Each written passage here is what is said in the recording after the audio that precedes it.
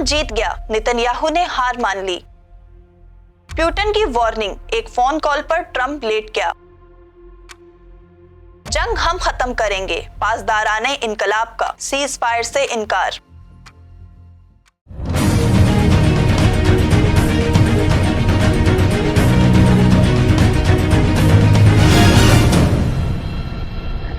नाजरीन, Iran, Israel और America के दरमियान बढ़ती हुई कशीदगी के दौरान एक अहम सिफारती पेशरफ्त सामने आई है। रूस इस तनाज़े को खत्म करवाने के लिए सरगर्म है। रूसी सदर ने एक ऐसा कदम उठाया है जिसने वाशिंगटन और तल अबीब दोनों को सोचने पर मजबूर कर दिया है। इतलात के मुताबिक रूस ने अमेरिका को इस जंग से निकलने के लिए मुमकिना सिफारती रास्ता पेश किया है। तज्जियाकारों के मुताबिक ये सिर्फ मशवरा नहीं बल्कि एक वाज़ेह पैगाम भी है कि खित्ते में मजीद कशीदगी दुनिया को एक बड़े बुरहान की तरफ ले जा सकती है। यही वजह है कि अमरीकी सदर ट्रंप के बयानात भी नरम दिखाई दे रहे हैं। इधर इसराइली वजीर आजम नेतन्याहू की हुकूमत को सख्त दबाव का सामना है। ईरान की जानिब से जदीद मिसाइल हमलों ने इसराइल के अंदर तशवीश पैदा कर दी है, जबकि इतलात के मुताबिक मुतादिद अफराद भी जख्मी हुए हैं। दूसरी तरफ ईरान का कहना है कि वो किसी भी दबाव में आने वाला नहीं। ईरानी हुकाम ने वाज़ेह किया है कि अगर हमले जारी रहे तो खित्ते में सूरत हाल मजीद संगीन हो सकती है। इसी दौरान लिबनान की तंजीम हिजबुल्लाह भी इसराइल के खिलाफ कार्रवाइयां तेज कर चुकी है, जिससे खित्ते में कशीदगी बढ़ने का खदशा है। माहिरीन का कहना है अगर ये तनाज़ा तवील पकड़ता है